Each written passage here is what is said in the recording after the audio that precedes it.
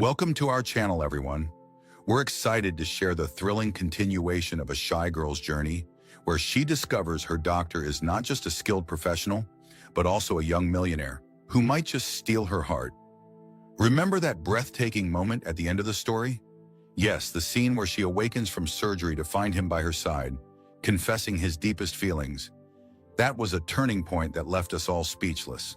If you want to see how it all builds up to that unforgettable confession and how their feelings spark into something life-changing, make sure you listen to the entire story. Don't forget to subscribe to our channel and hit the notification bell so you never miss another captivating tale. We'd also love to hear your thoughts.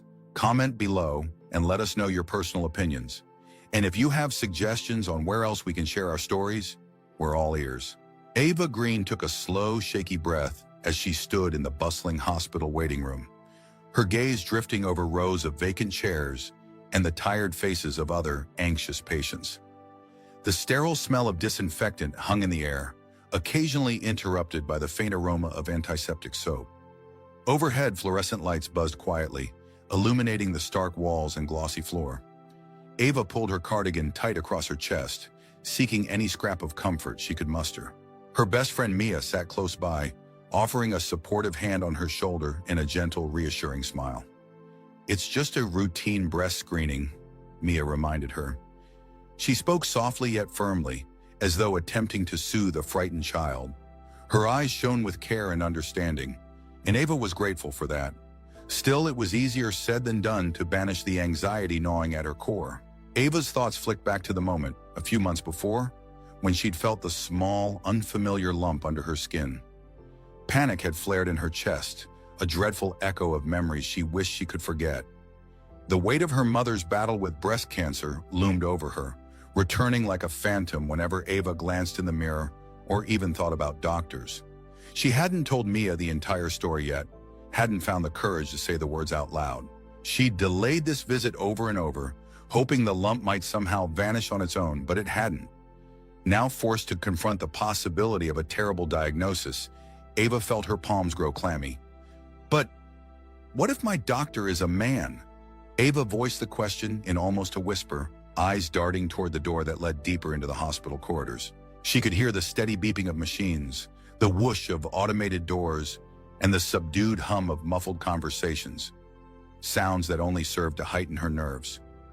Mia shot her a sympathetic look. "I promise, Ava, whoever examines you will have seen it all before. This is their job. They're here to help, not to judge or embarrass you." That logic might have comforted someone more confident, but to Ava, who had spent her entire life shrinking from attention, it felt like an insurmountable challenge. The mere thought of lying on an examination table, a stranger's gloved hands investigating a part of her body she scarcely allowed herself to think about, was excruciating. Just then, the nurse stepped into the waiting room, calling Ava's name. Her voice rang out calmly, cutting through the low hum of conversation. Mia gave Ava's hand a quick, encouraging squeeze before Ava reluctantly rose from her seat. Her legs trembled beneath her, and she forced herself to follow the nurse down the hallway. Every step felt like walking a plank over open water. She entered the examination room, heart pounding. The nurse pointed to the exam table in a crisp, businesslike manner, assuring Ava the doctor would arrive shortly. The door closed with a soft click, leaving Ava alone in the small, sterile space. Swallowing hard, she glanced at the overhead light reflecting off metal instruments. She was trying to mentally brace herself for an older physician or someone who might regard her with brisk detachment. When the door opened, though, Ava nearly forgot how to breathe. Instead of the expected seasoned doctor in his 50s or 60s, there stood Dr. Nicholas Hale, young, tall, and unbelievably self-assured. His dark hair was neatly trimmed, and his striking gray eyes flicked to her in a way that felt both professional and oddly warm all at once. Ava's cheeks blazed under his steady, unhurried gaze.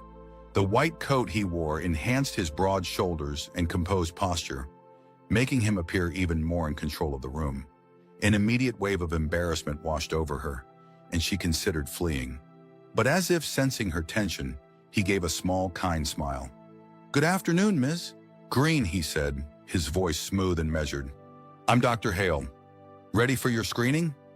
She couldn't manage more than a nod, words lodged in her throat, Even that slight motion made her painfully aware of the tension gripping her neck. Dr. Hale, noticing her distress, gently guided her toward the exam table. He explained each step in a measured tone, outlining what the screening would entail, how long it would take, and what sensations she might experience. His calm professionalism steadied her, if only a fraction. Ava willed herself to lie down, trying not to quake with nervous energy. She instinctively pressed her arms to her sides, reluctant to expose herself in any capacity. Dr. Hale's gloved hand, cool and precise, made contact first with her shoulder, then moved carefully around the area he needed to examine. His touch wasn't invasive or rough. He was remarkably gentle, and that went a long way to soothe her initial alarm. "So far, so good," he said at intervals, speaking in a voice meant to calm. "If you're uncomfortable, let me know." Ava managed a muted murmur of acknowledgement, her cheeks flaming with embarrassment. If Mia could see her now, she'd probably tease Ava gently, reminding her that doctors do this every day. Ava inhaled slowly, trying to separate the medical necessity from her personal discomfort. Dr. Hale finished the initial exam and rolled back on his stool, entering notes into a computer. "I noticed something that we need to look at more closely," he said, though his tone remained as calm as ever. "It's a small lump, could be a fibroadenoma, very common, very often benign, but I want to run more tests to be certain." Her heart clenched. There it was, the dreaded word lump. Even if he followed it with benign, her worries raced ahead, unmoored by rational thinking. Her mother's memory loomed large, overshadowing any assurances. He must have seen fear flicker in her eyes because he cleared his throat softly. "I don't want you to be alarmed, Ms. Green. We'll do an ultrasound in 2 weeks to determine more. Please trust me when I say it's better to be absolutely sure." Nodding, Ava sat up and draped her arms protectively across her front, wishing away the wave of panic that threatened to overwhelm her. The stark overhead light, the metal tray of medical tools, and Dr. Hale's earnest expression all pressed in on her consciousness. She tried to steady herself with a breath. He handed her a slip of paper detailing the follow-up appointment. "Take this to the front desk before you leave. If you experience any changes or have questions, just call. You're not alone in this." Too tongue-tied to say much, Ava gave another small nod. She could hardly focus.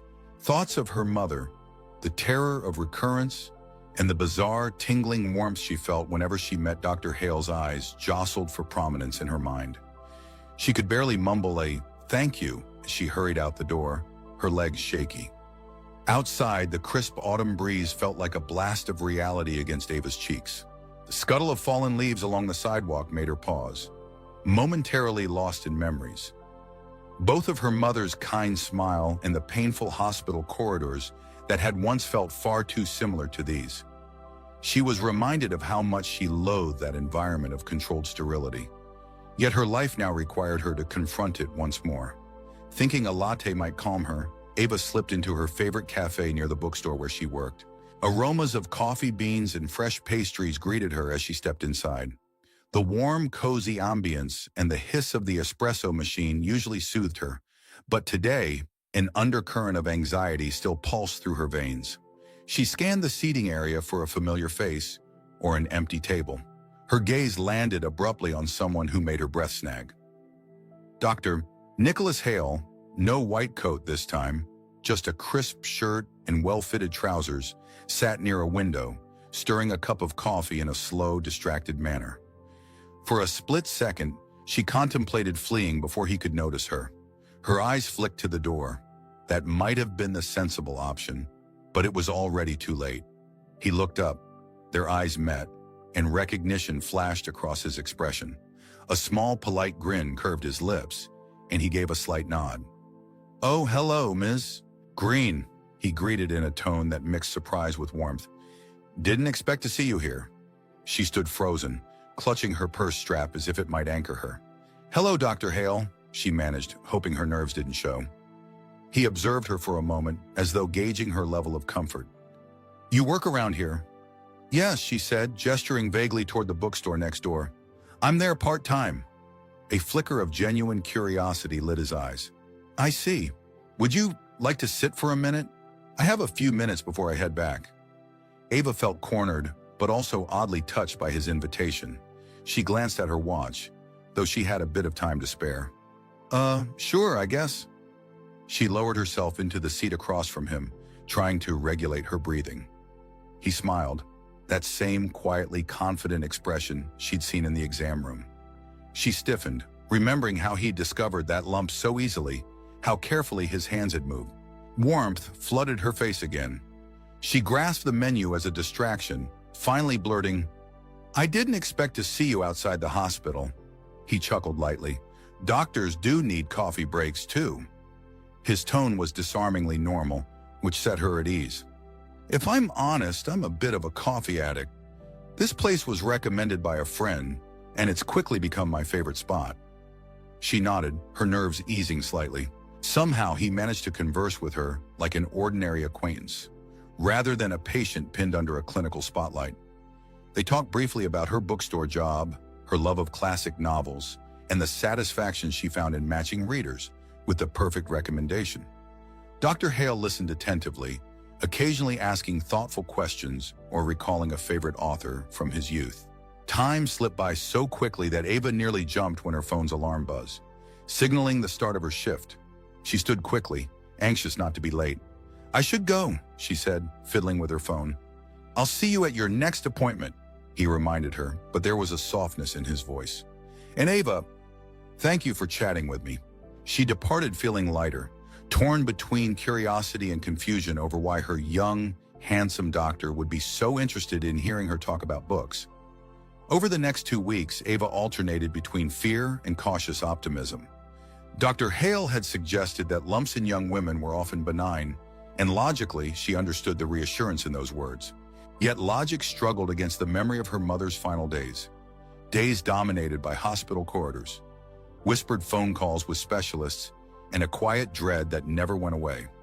When the day of her follow-up ultrasound arrived, Ava reported to the hospital with knotted nerves in her stomach. The room was bright, the equipment humming softly as Dr. Hale prepared the gel and probe. He glanced at her with that measured calm she was starting to recognize as part of his gentle approach. "This might feel cold," he warned, pressing the ultrasound probe lightly to her skin. She inhaled sharply as the cool gel touched her, trying to keep still. Dr. Hale focused on the screen, occasionally typing notes into her digital file. Each second felt like an hour to Ava, her eyes locked on his face, searching for any flicker of concern or alarm. At last he turned to her with a slow exhale. "It looks consistent with a benign fibroadenoma," he explained, letting a small smile into his expression. "No signs of malignancy." Relief surged through her, so potent it made her eyes prickle with tears. She tried to blink away. Dr. Hale handed her a few tissues to wipe off the gel, and she could only manage a shaky, "Thank you." He went on to describe her options. Keep monitoring the lump or schedule a minimally invasive procedure to remove it. Ava, still dizzy with relief, told him she would think about it. All she wanted to do was leave that hospital and breathe in fresh air, unburdened by her worst nightmares. In her haste to stand from the exam table, Ava's shoelace caught on a metal step. She lurched forward with a small cry. Before she could crash onto the tile floor, Dr. Hale's arms were around her, strong and steady, preventing the fall. The warmth of his chest and the scent of his mild cologne stunned her more than the near mishap itself. Their eyes locked.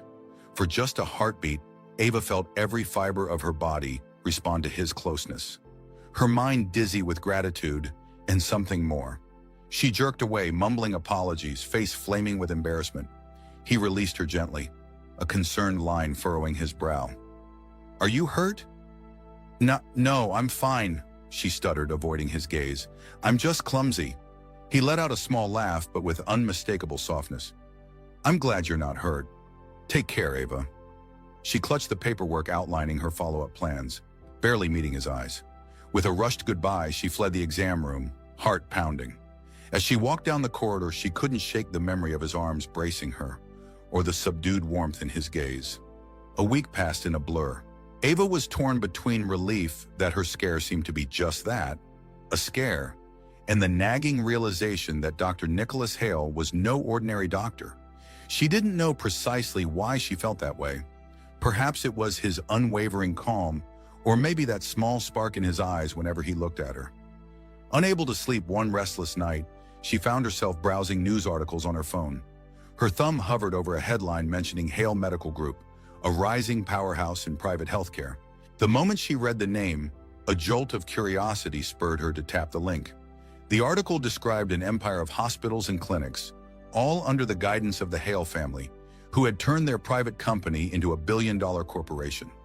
The youngest scion of that family, Dr. Nicholas Hale, was known not just for his wealth, but for his remarkable passion for patient care, often opting to work as a practicing physician rather than focusing on corporate boardrooms. Ava's eyes widened. Reading the piece felt surreal. There was a photo attached. Dr. Hale at a fundraiser for breast cancer research, wearing a tailored suit and a subtle, thoughtful smile that looked more serious than the casual one she'd seen at the cafe.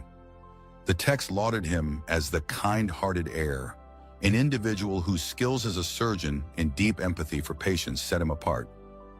Her face grew hot. He's a billionaire heir, she thought, though the rational part of her mind said it shouldn't matter. But she couldn't stop the swirl of inadequacy that followed. She worked part-time at a bookstore, spent most of her free time reading old novels, and seldom ventured outside her comfort zone. She imagined the circles Dr. Hale must move in: polished elites, charity galas, high-end business dinners. How could she possibly fit into that picture? From that moment on, Ava acted on a single impulse. She distanced herself from him. Even though Dr. Hale's office emailed her about scheduling the optional removal of the lump, she politely declined. She avoided any cafe where she might run into him. When his assistant called to follow up, Ava insisted she was perfectly healthy and needed no further appointments. Yet every call she dodged only heightened the ache in her chest. Some small part of her missed his calm voice, the comforting presence that had steadied her during her most anxious moments. Days turned into another week. Then the bookstore bells jingled one afternoon, and Ava looked up to see Dr. Hale entering. Her heart lurched painfully. She glanced around, hoping a coworker might intercept him, but no such luck. He zeroed in on her, stepping between shelves of new releases with determined strides. "Ava," he said, voice tight with concern, "why have you been avoiding my calls?" She swallowed, fiddling with the corner of a hardcover book. "I haven't been feeling the need for more tests," she replied, her tone stiff and formal. Dr. Hale's gaze flicked over her face. "You and I both know that's not the whole story." Ava hesitated, feeling corners of her composure begin to crack. The overhead lights highlighted Dr. Hale's furrowed brow, a quiet determination etched across his features. This was Nicholas Hale, a man she now knew could buy entire hospital chains, but still chose to personally treat patients and worry over a shy girl who avoided checkups. How could she explain the tangled mix of embarrassment and self-doubt churning inside her? She set down the book on the counter, inhaling as calmly as she could. "I found out about your family business," she said in a quiet voice. "The Hale Medical Group, the expansions, the philanthropic work, and your background." Nicholas nodded slowly as though confirming it. "And that made you decide not to schedule your follow-up?" Ava's grip tightened on the countertop. "We're different people. I don't fit into your world. I'll only end up embarrassing myself." He cut her off with a firm but quiet tone. "That's not for you to decide." She blinked, startled by how openly he contradicted her. Taking a step closer, he lowered his voice so only she could hear. "Did you think your background matters to me? Yes, I have wealth and a family enterprise, but that doesn't define who I am. The only thing that matters right now is why you're pushing me away." His words rekindled every emotion she tried to bury. Gratitude for the empathy he'd shown, the comfort of his calm presence, the flutter in her stomach whenever their eyes met, and the sense that somehow, despite their differences, he genuinely cared. Her mouth went dry. 1,000 thoughts swirled. Her mother's memory, her own insecurities, the fear of letting someone important slip into her life, only to lose them. Finally, the truth broke free in a trembling rush. "I was afraid." Nicholas exhaled, stepping even closer until only a few inches separated them. The bookstore's hum of soft music and customers turning pages seeming to recede. "Tell me," he encouraged gently. She hesitated, but his earnest expression coaxed an answer. "I'm afraid you'll realize I'm nothing special. or that my background is too ordinary. And if something did happen, if the lump turned out to be worse than expected, her voice faltered, images of her mother's final days flashing through her mind. I just didn't want to drag you into all that. For a moment, Nicholas looked pained, as though her words were physically striking him. Then, with unexpected tenderness, he reached out. The simple contact of his palm against her cheek sent waves of warmth and reassurance through her. I'm not going anywhere, he said, each syllable calm and resolute. You're not dragging me into anything I don't want to be part of. And as for your background, Ava, do you really think I care about how much money you have or what job you do? His lips curved into a faint smile. You're kind, thoughtful, courageous enough to face your fears, even if you think you're not. You share your love of books with a gleam in your eye. Why would I ever walk away from that? Ava's heart thundered in her chest. She parted her lips to respond, but no sound emerged. Because in that moment, she realized there was a choice to be made. She could keep running, letting fear define her relationships, or she could step forward, tentative as it was, and let him in. At last, Ava managed to nod, eyes glistening. I'm sorry, she whispered, her voice catching. It's been an emotional few weeks. I think I made it more complicated by trying to handle everything on my own. He gave a slow, understanding nod, as though letting relief wash over him. Let's talk about what's next. Your options, your concerns together. If you're ready, we can schedule that procedure. The sincerity in his voice unraveled her last threads of resistance. She relented, letting him guide her forward. True to his word, Nicholas and his team handled every detail. And though fear still flickered, Ava felt steadier with each conversation, each moment he spent patiently addressing her doubts. On the morning of her outpatient surgery, Mia joined her at the hospital. Her friend's grin practically radiated confidence, reassuring Ava that she'd made the right decision.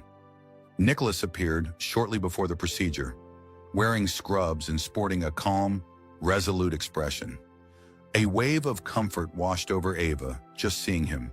You're in good hands, Mia teased with a wink, stepping aside to let Nicholas take Ava's hand. Ava had never felt quite so exposed as she did on the operating table, but Nicholas's presence was the last thing she remembered before slipping into anesthesia. She recalled his gentle whisper, "Breathe easy, Ava. You'll be fine, I promise." Then darkness claimed her. When she awakened, disoriented and groggy, the first thing she saw was the soft overhead light. Then Nicholas's face came into view, his hand already holding hers in a gentle grasp. Relief rushed through her, mingling with gratitude and something deeper she had no words for. It went perfectly, he assured her in a hushed tone. The lump was benign, just as we expected, and we were able to remove it without any complications. Tears of relief blurred her vision. She couldn't stop the trembling in her hands, though her heart soared with the final confirmation.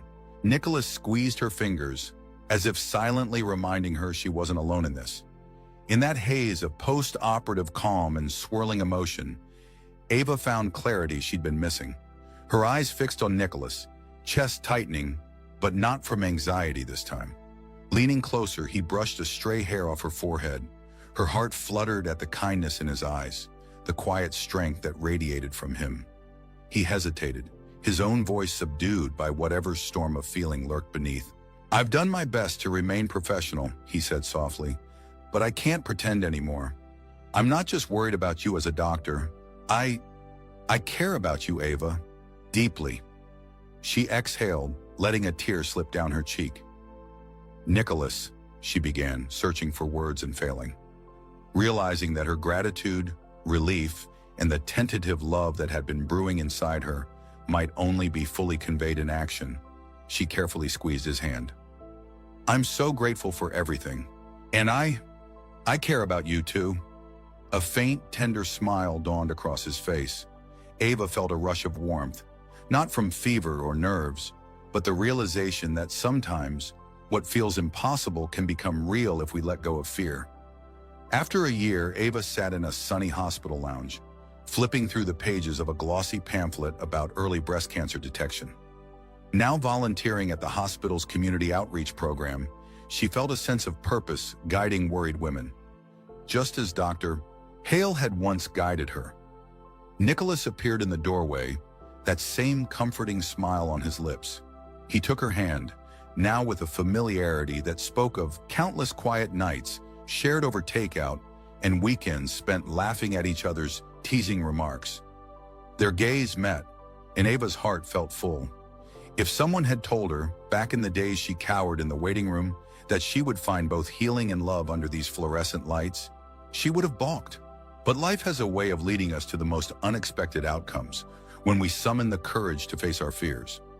She rose, accepting Nicholas's silent invitation to walk with him. As they strolled the corridors that once terrified her, Ava remembered how every terrifying possibility had drawn them together in trust, understanding, and something far stronger than either had anticipated. No matter how shy she was, no matter the differences that seemed to set them apart, this was the place their lives intersected. A shy girl seeking help, a young millionaire doctor yearning for purpose, and a love that blossomed precisely because both were willing to step beyond expectations. They paused near the lobby where a large sign read, "Community Wellness Week." Nicholas brushed his thumb over the back of her hand. Ready to help more people face their fears? Ava smiled, heart brimming with gratitude and devotion. "Yes," she answered simply, certain now that she belonged right here, by his side, offering empathy and hope to those who needed it most. And that, dear reader, is how a shy girl discovered her doctor was a young millionaire and fell in love. In a world where anxiety and uncertainty often swirl, sometimes the best prescription is courage, trust, and the realization that genuine compassion transcends any differences in status or wealth. With open hearts and open minds, love finds its way, even in the fluorescent corridors of a hospital, where new beginnings can be born in the most unexpected of places. In this next segment, we delve deeper into what happens after our shy heroine realizes her handsome doctor is part of a powerful medical empire. Will the weight of his family name cast a shadow over their budding relationship? Or will it give them the opportunity to bring hope to patients battling illnesses they both care about? As the hospital walls witness their evolving bond, the answers unfold in ways neither of them could have predicted. Don't stop now. Tune in and enjoy the full story to see how courage, vulnerability, and newfound confidence push them to risk their hearts. After all, a love built on compassion and shared dreams might just be powerful enough to overcome any obstacle. If you're new here, be sure to subscribe and turn on notifications to join our growing community of story enthusiasts. Comment below where else you'd love to hear these emotional tales, podcasts, audiobooks, or even live readings. Your feedback keeps us inspired. Hello everyone, and welcome to our channel. If you're here, you've stumbled upon a truly heartwarming story about a devoted young nurse and a millionaire in a coma, one whose miraculous recovery will leave you in awe. Imagine witnessing that final scene where he gains the strength to stand at the altar, pledging his forever to the very nurse who never gave up on him. That's right, the most thrilling moment happens when they exchange vows, sealing a love story that rose from despair and blossomed into an unbreakable bond. If you want to know exactly how their journey led to such a breathtaking finale, stay tuned for the full telling of this incredible tale. And of course, don't forget to subscribe to our channel and share your thoughts in the comments. Tell us where you're listening from and what you think of stories that unite hope and love against all odds. Sophie Green had never felt as nervous walking through Redwood Private Medical Center as she did that early morning. The bright fluorescent lights illuminated the hospital's quiet corridors, sending gentle echoes of footfalls every time she took another step. After nearly 2 years as a registered nurse within these hallowed halls, Sophie believed she had seen every patient scenario imaginable. She had comforted frantic parents in the pediatric wing, she had held the hands of terminally ill seniors, and she had witnessed miraculous recoveries that defied medical logic. Yet on this particular day, when the head of neurology, Dr. Michael Johnson, summoned her to his office, Sophie sensed something different in the air, as though an unseen hand was guiding her toward a turning point in her life. Stepping into Dr. Johnson's office, she noted the usual clinical smell of antiseptic, mingling with an unexpected hint of old books and expensive leather. His office was neither large nor cluttered, but everything inside it was placed with precision. Tidy stacks of medical journals crowded one side of his solid oak desk, while family photographs of Dr. Johnson's wife and young son sat on the other. The tall windows overlooked a slice of the city's skyline. But this morning, Dr. Johnson was not gazing outside. Instead, he stood by his desk, arms folded over his chest, wearing an expression that carried both gravity and anticipation. "You wanted to see me, doctor?" Sophie asked, trying to swallow the apprehension in her voice. She was no stranger to high-pressure tasks or complicated patient cases, but his silence stirred her nerves. Finally, he exhaled. "Sophie," he began, his eyes reflecting a rare blend of concern and hope. "There's a patient I'd like you to attend to personally. His name is John Davenport, and he's in a coma." Sophie's mind immediately flashed with recognition of that name. John Davenport, heir to the vast Davenport Industries empire. The entire city knew of him, the youngest self-made millionaire around, a business prodigy who had expanded his family's fortunes beyond measure. But her thoughts also jumped to the tragic car crash that had put him on the front pages a year ago. The vicious rumor mill had churned out all sorts of theories about sabotage or revenge plots, and yet official reports listed it as an unfortunate accident with catastrophic outcomes. Even from the vantage point of a nurse used to seeing accidents, John's story was particularly heartbreaking. Dr. Johnson reached for a thick file on his desk and held it out. "John has been comatose since that night," he explained. "He was transferred here some months back due to the specialized equipment we have for neurological care. Our staff has been doing routine checks, therapy to prevent muscle atrophy, and basic hygiene maintenance. But this is different. His family, well, they don't visit much. We think you might be able to give him more consistent attention." Sophie accepted the file, her fingers trembling slightly as she flipped through pages listing vital signs, scans, medical notes. The familiar abbreviations leaped out at her: CT scans, MRIs, EEG results, each one indicating the same sorrowful verdict. The patient had shown no significant response to external stimuli.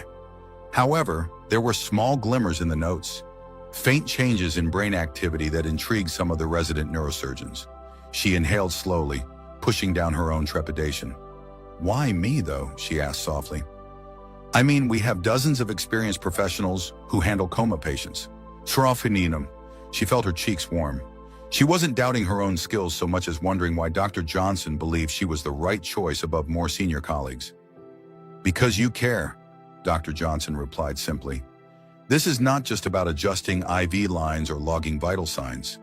This is about creating an environment where, if there is any chance for him to come back to us, he will feel compassion on the other side. You have that gift, Sophie." She let out a shaky breath.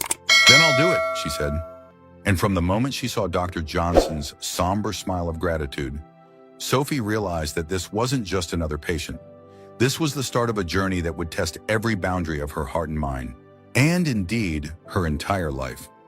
By the time Sophie reached the top-floor suite reserved for John Davenport, dusk was drawing close, its glow casting soft golden rays through the panoramic windows. Redwood Private Medical Center, known for its luxurious accommodations for wealthier clients, spared no expense in John's room. The high ceiling featured a crystal chandelier that sparkled like starlight, and plush chairs upholstered in fine velvet flanked a polished mahogany coffee table. But despite the expensive furnishings and large windows overlooking the city lights, an unmistakable hush of loneliness pervaded the atmosphere. Sophie approached the bed, finding John Davenport as still as the rumors had said.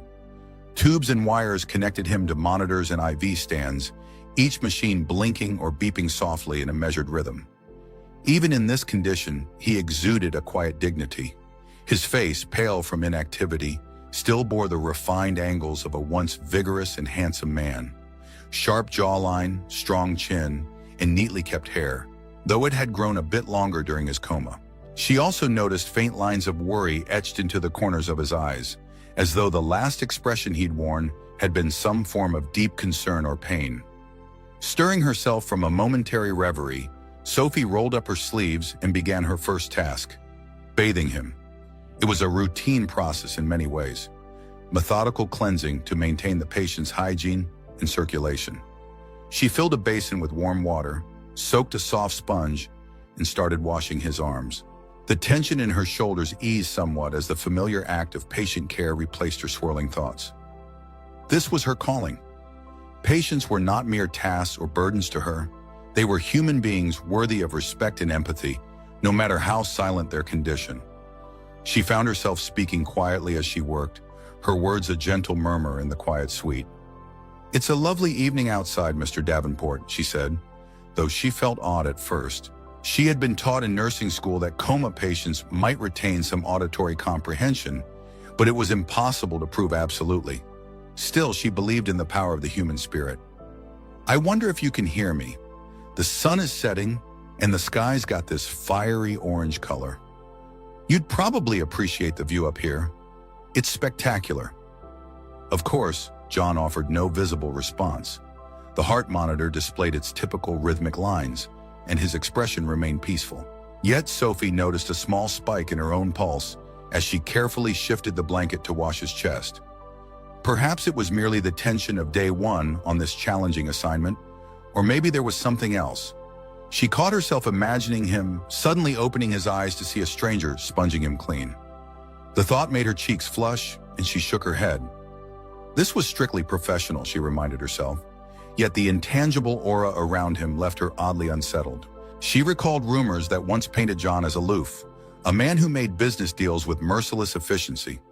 But there had been another side to him, too, if tabloids were to be believed. Stories of philanthropic deeds, secret donations to local charities, scholarships funded for underprivileged students. Such complexities turned him into more than just a wealthy patient languishing in a coma. It made Sophie wonder how much of his past self lingered behind those closed eyes. As she finished bathing him, she draped a fresh blanket over him and adjusted the IV stands. The faint beep of the heart monitor filled the silence. Pulling up a chair, she decided to stay a while longer, gently rubbing lotion into his hands and arms. If there was any chance he was aware on some level, she wanted to communicate warmth, care, and kindness. She leaned closer, lowering her voice. "I'm here, Mr. Davenport," she whispered. "You're not alone." The silence persisted, yet Sophie felt as if the room itself exhaled softly in response, as though acknowledging her presence with a sigh of relief. She closed her eyes, took a steadying breath, and wondered if somehow, somewhere deep in his unconscious mind, he sensed her there. It was only her first day, but already she felt something intangible stirring, a subtle flicker of hope she couldn't quite name. All she knew for certain was that she intended to be there for him every step of the way, no matter how long or how hopeless the journey might appear. The next few days found Sophie setting a meticulous schedule for John Davenport's care. Early mornings were dedicated to checking his vitals, ensuring no sign of infection, and performing gentle physiotherapy with the help of the hospital's rehabilitation staff. Coma patients were prone to muscle atrophy and stiffness, so it was crucial to keep his joints mobile and his circulation healthy. Afternoons, she would read to him from the latest newspapers or from any books she thought might spark subconscious recognition. Evenings, she bathed him again, speaking to him in a soothing voice, updating him about her day and about the hospital's happenings. At first, it felt surreal to chatter on about day-to-day trivialities while receiving no response. She would tell him about the cafeteria's menu changes, about how Redwood Private Medical Center was undergoing a new interior paint job in some wings, or how Dr. Elliott from the cardiology department always forgot where he placed his stethoscope. "You'd think a cardiologist would keep better track," she would say with a laugh, momentarily forgetting that John was unlikely to hear her quips. But something inside her insisted that she keep trying, keep connecting. After all, the mind in a coma could be listening, waiting for a spark. Sophie also started to notice small details that bothered her about his situation. Few visitors came. In fact, the only family member she saw on occasion was an older aunt who arrived sporadically, stayed for less than 10 minutes, and then left in a hurry. Other nurses confided in Sophie that ever since his parents had passed, John's extended family was distant, more preoccupied with the board meetings of Davenport Industries than his recovery. The hush around his name in the hallways confirmed that most people simply presumed he was an indefinitely lost cause. Then one late afternoon, while Sophie finished updating John's chart, Dr. Johnson stepped into the suite, carrying a set of fresh test results under his arm. He cleared his throat, drawing her attention. "Sophie, I've been monitoring Mr. Davenport's EEG patterns," he said, adjusting his wire-rimmed glasses. "There's something intriguing going on here." She arched an eyebrow. "Good news, I hope." He handed her a chart filled with lines and graphs. "There has been a slight but consistent increase in brainwave activity in the past week. It's subtle, but it's definitely there, like a small signal that's getting stronger." A swell of optimism flared in Sophie's chest. "Do you think he might be close to regaining consciousness?" she asked, trying to contain the hope that brightened her voice. Dr. Johnson sighed, ever cautious. "Let's not jump too quickly to conclusions. Patients in prolonged comas can show fluctuating signs, but it's something to encourage us to keep going. Keep stimulating him. Whatever you're doing, keep it up." He offered a rare smile. "And your caring approach might be exactly what he needs." After the doctor left, Sophie found herself gazing at John with a new intensity. The idea that he might actually emerge from this silent prison made her heart pound. She approached his bedside and gently laid a hand on his forearm. "Dr. Johnson says you're fighting," she whispered. "If you can hear me, just know I'm rooting for you. You've got a lot of life left to live." As if responding to her words, the heart monitor beeped a touch faster for a second before settling back into its regular pace. Sophie's own pulse hammered in her ears. Maybe it was a coincidence. Maybe not. In any case, the faint flicker of possibility was enough to keep her determination ablaze. She refused to be just another nurse passing through. She would be there, day after day, washing him, talking to him, reading to him, whatever it took. And if the universe was kind, perhaps John Davenport would find his way back from the endless night that had swallowed him whole. A whirlwind of routine and growing anticipation washed over the top-floor suite for the next few weeks. Sophie found herself forging an odd bond with John Davenport, one built on her daily acts of care and the silent presence of his unresponsive body. Still, the nights were the hardest. Whenever she was assigned the late shift, she would sit in the chair by his bed, reading softly or simply holding his hand in quiet empathy. She found it both calming and unnerving, noticing every exhalation he made, every slight shift in the patterns on the monitors. A subtle pressure began to form around her heart, an unspoken wish that he might open his eyes just once, so she could tell him everything she had come to feel. Then on what felt like an ordinary evening, the extraordinary finally happened. Sophie had been preparing the usual warm basin for his bath, humming a gentle tune under her breath to quell her nerves. Setting the basin on the side table, she carefully draped a small towel around his torso and started wiping his arms with slow, gentle motions. Her mind drifted, recalling a story she wanted to share with him about a remarkable toddler downstairs who had just recovered from a major surgery. She was about to speak up, out of habit, when she felt it, the softest movement against her wrist. She froze. At first, she thought her mind was playing tricks on her, as it sometimes did when she was tired. But then it happened again. John's fingers flexed, just enough to tighten around her wrist and convey a weak but deliberate motion. Her breath caught in her throat. Time seemed to stand still, the hum of the overhead fluorescent lights growing louder, or perhaps it was just her own heartbeat pounding. "Mr. Davenport," she whispered, setting the sponge aside. Could it be a spasm? A reflex? Dr. Johnson had warned her not to read too much into random twitches, but deep down, some instinct screamed that this was different. A shaky wave of adrenaline surged through her as she leaned in closer. Then, as though propelled by the sheer force of her faith, John Davenport's eyelids fluttered once, twice, and finally cracked open.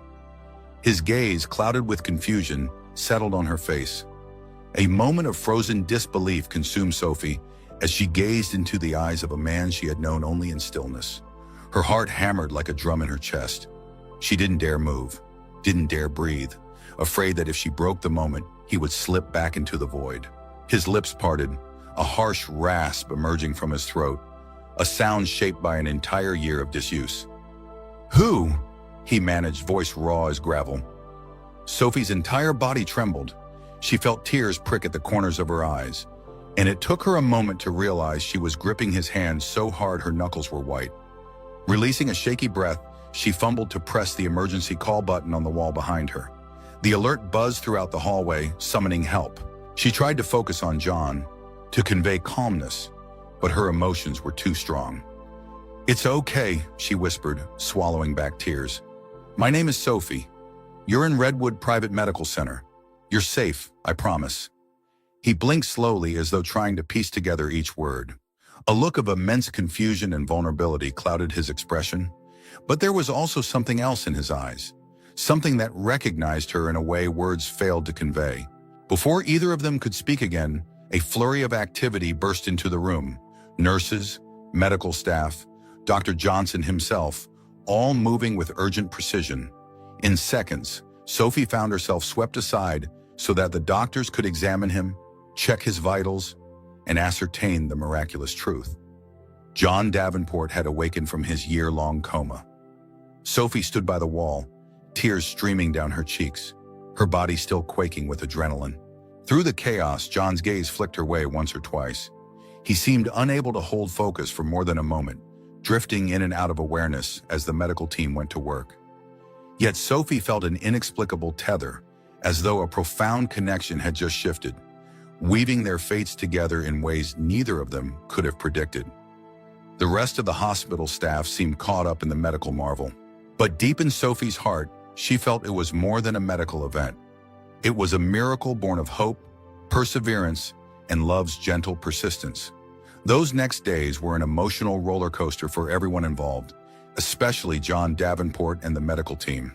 The official hospital statements buzzed about a remarkable neurological recovery. Journalists, once uninterested in a comatose millionaire, now pestered Redwood Private Medical Center for updates and interviews. The board members of Davenport Industries, who had nearly written him off, were suddenly anxious to know when he might resume his role. But for Sophie, there was only one focus: ensuring that John regained not just his physical health, but also some semblance of peace. Dr. Johnson oversaw a barrage of tests, MRIs to check for any permanent brain damage, extensive blood work, and daily neurological evaluations. During these sessions, John struggled to piece together hazy flashes of memory.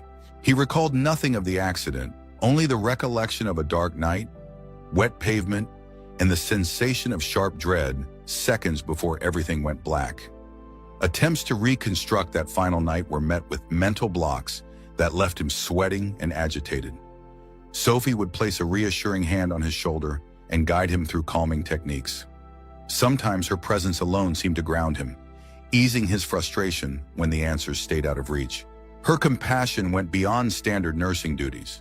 She brought in a portable music player with his presumed favorite songs, figuring the vibrations of sound might stir recollections. She read him articles about current events, suspecting that bridging the gap between the world he last knew and the present might jog something in his mind. And when he had moments of despair, his voice breaking as he lamented the lost year of his life, Sophie would quietly remind him how precious this second chance was. She'd tell him how far he had come already, how he had beaten odds many believed unbeatable. In between, Sophie devoted long hours to physical therapy with John. His muscles had weakened considerably, so the hospital's physiotherapy team devised exercises, gentle stretches, assisted standing, eventually short walks around his suite. Though progress was incremental, John attacked these sessions with a steely determination that hinted at the drive that must have powered his business empire. A glimmer of the formidable man he once was came through each time he forced himself to stand a minute longer than the day before, sweat beading on his forehead, jaw clenched in silent grit. In quieter moments, they talked, truly talked, though John's recollections were murky. He was naturally curious about Sophie, who she was, why she had chosen to care for him so diligently. She explained her upbringing in a small suburban community, her dream of becoming a nurse fueled by her grandmother's long battle with cancer. John listened intently, sometimes offering a wan smile that illuminated his handsome features. After one particularly lengthy therapy session, he confessed, "You make this bearable, Sophie. I don't know how I'd face these endless tests and prodding without you by my side." She responded with a gentle laugh, although her heart fluttered at his admission. "Trust me," she teased, "you'd manage. You're John Davenport after all. If you can build companies, you can beat this." Her words were light, but the deeper truth nestled beneath. She had grown to believe in him wholeheartedly. Yet behind the triumph of his awakening lurked an ominous question neither of them could quite ignore. If the crash wasn't a simple mishap, who stood to gain from John's absence? Sophie's curiosity escalated when she stumbled across an early police report suggesting tampered brakes. That single note in the file refused to leave her thoughts. Late at night, she would trace the lines of the typed words, realizing that if someone had wanted him dead once, that threat might not be over. Glancing at John, she swore silently to protect him if danger still lurked in the shadows, no matter what it cost her. It began with small details, the kind that might go unnoticed to someone less intuitive than Sophie. First, there was a peculiar phone call that disconnected the moment she answered on John's behalf. Next, a nurse mentioned seeing a strange man lurking near the top-floor suite after visiting hours. No one confronted him at the time, assuming he was just a worried relative. But when Sophie cross-referenced the visitor logs, nobody matching that description had signed in. The tension coiled in her stomach, a warning that all was not well. While John's physical therapy advanced, his memory also began to piece together ephemeral fragments. During a particularly difficult session, he suddenly paused, sweat glistening on his temples, and murmured, "I see headlights, a bridge, and someone watching." Sophie's skin prickled. She carefully set aside the stretch band they were using and knelt beside him, pressing for more details. But John could only repeat the memory of a dark silhouette on the side of the road, an ominous presence that lingered in his mind like a half-forgotten nightmare. "I think it was a man," he said, voice quivering. "He just stood there while my car lost control." Encouraging him gently, Sophie turned detective. At night after her shift ended, she combed through archived news articles about John's accident, scrutinizing every detail. She pored over official statements, mechanical reports, and the police investigation's final conclusion. While it was public knowledge that mechanical failure had contributed to the crash, lesser-known rumors hinted at foul play. Missing camera footage from a nearby road, conflicting statements from the investigating officers, and a hush that fell over Davenport Industries' boardroom once John was hospitalized. Then the breakthrough. Sophie found an obscure reference in an old financial blog. It claimed that Patrick Davenport, John's half-brother, had orchestrated a significant financial maneuver in the days leading to the crash. Sophie's pulse quickened. Patrick had seldom been mentioned in the official accident coverage, yet some business insiders believed he'd been vying for a larger stake in the family empire. Could jealousy or greed have prompted him to do the unthinkable? She confronted John carefully, understanding how fragile his emotional state still was. One afternoon, after a physical therapy session, she showed him the article. "Does this ring any bells?" and she asked, anxiety tightening her throat. John studied the printouts, his eyes darkening. Memories flickered, uncertain yet compelling. Patrick always wanted more control, he admitted, voice laced with bitterness. He was never satisfied with his shares or with being my junior partner. But would he really go this far? The possibility loomed grimly. Determined to protect him, Sophie insisted they share these suspicions with Dr. Johnson and discreetly the authorities. A private investigation kicked off behind the scenes. Meanwhile, John grew stronger each day, walking short distances unassisted and even venturing to the hospital's garden terrace with Sophie supporting him. Yet the sense of impending confrontation cast a shadow over their progress. It came to a head one late evening when a call arrived for John on Sophie's personal phone, a breach of protocol. The voice on the other end was unmistakable. Patrick Davenport. His tone was equal parts relieved and mocking. "John, my dear brother," Patrick said, voice dripping with feigned warmth. "Word is you're awake. Congratulations. I'm sure you're eager to get back to the boardroom." An icy silence gripped Sophie. She placed the call on speaker at John's nod, allowing him to respond. "Cut the pleasantries, Patrick. I know what you did." The tremor in John's voice indicated a mix of rage and heartbreak. Patrick gave a low chuckle. "You think you know, but be careful where you point accusations, brother. The more you dig into that night, the more trouble you invite." Before John could reply, Patrick hung up, leaving the line dead. Sophie's eyes met John's. All the progress they had achieved in both his physical and mental recovery now faced the threat of unimaginable betrayal. If Patrick truly was behind it, there was no telling how far his desperation might stretch. Yet one thing was certain. John, once a comatose millionaire at death's door, was no longer defenseless. He had regained strength, clarity, and something even more powerful, a reason to fight. And if Patrick imagined the man before the coma was easy prey, he was about to learn how drastically John had changed. The final pieces fell into place faster than Sophie anticipated. As Redwood Private Medical Center quietly coordinated with law enforcement, more evidence emerged. Bank transfers proved that Patrick had hired a specialist to tamper with John's luxury car, ensuring the brakes would fail at precisely the wrong moment. Combined with John's returning memories and data from the private detective working for the Davenport family lawyer, the case against Patrick became irrefutable. Though the legal machinery began rolling, it was John's personal decision that expedited events. Tired of waiting in the wings, he insisted on confronting his half-brother head-on. By then, John was able to walk with minimal assistance, and he had even regained enough stamina to leave the hospital briefly, accompanied by Sophie and a trusted security consultant. They arranged a meeting in the old Davenport family mansion, a place where the brothers had shared complicated childhood memories.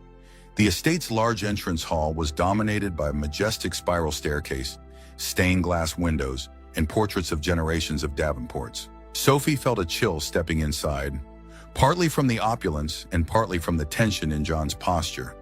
The echo of their footsteps rang hollow against the marble floor as they advanced to the study. Patrick was waiting there, whiskey glass in hand, standing by a tall window overlooking the well-manicured gardens. "John," Patrick greeted, a smug smile twisting his lips. "You're looking well for a ghost." Sophie bit back her anger, watching John carefully. He clenched his jaw but kept his composure. "That's because I'm not a ghost," John said, voice steady, "and I'm here to ensure you face consequences for what you did." Patrick laughed softly, swirling the amber liquid in his glass. "Consequences?" he sneered. "You can't prove anything. You barely remember the accident. And what about your precious nurse here? She's just an outsider meddling in family business." Sophie's face burned with indignation, but John laid a comforting hand on her arm. "She's no outsider," he corrected, eyes flashing with protectiveness. "She's the person who helped me recover when everyone else wrote me off. And together we found enough evidence to expose you." At that moment, officers from the local precinct strode into the study, silent tension flickering across Patrick's face. He looked between John and the plainclothes detectives, realization dawning that he was cornered. The lead detective produced the bank records and mechanical forensics detailing the tampered brakes. "Patrick Davenport, you're under arrest for attempted murder," the detective declared coolly. Patrick's expression shifted from disbelief to fury. "You planned this," he spat, eyes wild. "You lured me here so I'd be caught off guard." John's jaw tightened. "No, Patrick, you did this by trying to kill me. That's the truth." Silence gripped the room as Patrick was cuffed, his whiskey glass shattering against the floor when it fell from his stunned grasp. While he was escorted out, Patrick hurled threats into the air, but none of it mattered. Justice had found him.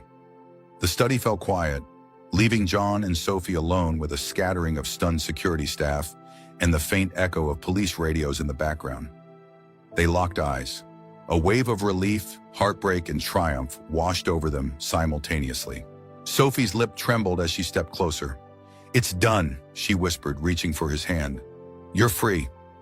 John exhaled a long breath, his shoulders finally dropping the weight of fear he'd carried for so long. "I owe you everything," he murmured, gently pulling her into a protective embrace. The warmth of his arms around her lit a quiet fire in Sophie's heart. She realized that while one battle was over, another journey beckoned, one of forging a future free from the specter of betrayal, a future that might just hold a blossoming love beyond any she had dared imagine. As they left the mansion together, hand in hand, the sun's rays cut through the stained glass windows, casting brilliant patches of light on the marble floors. It felt symbolic, a promise that even after the darkest night, a new dawn would always break. Time moved swiftly in the aftermath of Patrick's arrest. The media storm died down as soon as the sensational details were public: the greedy half-brother, the tampered car, the miraculous return from a coma. Redwood Private Medical Center praised Sophie Green for her dedication, which had arguably played a key role in John Davenport's awakening. The board at Davenport Industries reeled from the scandal, but John, now free from overshadowing threats, stepped back into the leadership he was born to hold. He returned to business with a new perspective, No longer the cold, calculating magnate, he carried a softer edge, one that valued loyalty, gratitude, and empathy above ruthless profiteering. Sophie continued her duties at the hospital, but her relationship with John evolved beyond the walls of Redwood Private. Even as he fully regained his mobility, they found reasons to see each other that had nothing to do with medicine. Late-night walks in the hospital's serene garden, dinners at cozy restaurants where John would spend half the meal enthralled by Sophie's stories of everyday heroics among nurses. She learned more about his philanthropic side, the orphanages he funded, the community libraries he quietly supported. Each revelation dismantled the imposing legend of John Davenport, replacing it with the genuine warmth of a man who understood responsibility far beyond corporate success. Their connection deepened steadily, a bond forged through crisis but strengthened by hope. Dr. Johnson noticed it too, offering Sophie a knowing smile whenever John's name came up. Rumors fluttered among the hospital staff. Everyone remembered how she had championed his care when few others had shown faith in a comatose millionaire. Sophie sometimes felt self-conscious, but the look in John's eyes whenever she approached him told her not to worry about what others thought. Eventually, the day came when John no longer needed any outpatient physical therapy sessions. His final exam with Dr. Johnson showed that he was healthy enough to continue building strength on his own. That same afternoon, he asked Sophie to take a walk with him, but not in the hospital gardens. Instead, he led her to his car, this time a safer, modest sedan, and they drove up to a picturesque bluff on the outskirts of the city. It was one of those perfect days when the sky was a cloudless blue, and the warm sun blanketed the rolling hills in gold. They strolled along a quaint trail, hushes of wind rustling through tall grass, until they reached a vantage point overlooking the city. From this height, all the concrete and bustle looked distant, almost peaceful. John paused, turning to face Sophie. She felt her heart skip a beat at the intensity in his gaze. At first, she worried he'd caught a dizzy spell. She asked if he was all right, but the slight quiver of his lips showed he had no weakness except that which her presence stirred. "You reminded me why I wanted to wake up," he began, voice carrying raw tenderness. "Not just to exact justice or reclaim my company, but to be alive for something or someone far more important." Sophie opened her mouth to respond, but her breath caught as he lowered himself to one knee. A single small velvet box appeared in his hand, and her eyes widened. The ring inside glimmered in the sunlight, but it was the expression on John's face, part hopeful, part vulnerable, that captured her. "Will you marry me, Sophie Green?" he asked, his voice trembling ever so slightly. "Not because you saved me, but because I'm in love with your heart, your spirit, and everything you are. I can't picture my future without you." Tears blurred Sophie's vision. She nodded before she could form words, a breathless laugh escaping her lips. "Yes, John," she whispered, her voice cracking with emotion. "Of course, yes." He slid the ring onto her finger, and in that moment, the past year, the coma, the betrayal, the uncertainty, was eclipsed by a single truth. Love had not only survived, it had flourished in the face of adversity. Their wedding took place in the same lush gardens outside Redwood Private Medical Center, where their journey had grown so intimate. Rows of pale flowers lined a pathway under the clear sky. Family, friends, hospital staff, and even curious well-wishers gathered to celebrate a union that was as much a testimony to resilience as it was to romance. Dr. Johnson, who had guided them through the worst of it, sat in the front row, dabbing his eyes with a handkerchief. Vows were exchanged amid tears and laughter, each word steeped in the knowledge of what it meant to nearly lose everything. When John leaned in for their first kiss as husband and wife, a collective cheer rose among the onlookers. Sophie's heart soared, her arms wrapping around his shoulders.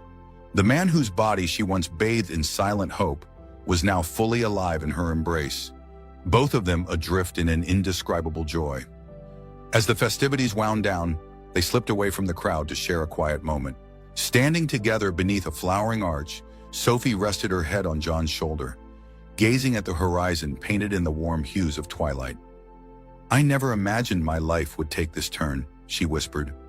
"A year ago, you were just a name in a file, a silent figure in a hospital bed." John kissed the top of her head. "A year ago, I was trapped in darkness, but the light I needed was always there. You, Sophie. Because of you, I got a second chance." She closed her eyes, savoring the gentle evening breeze, the echoes of music and laughter fading in the distance.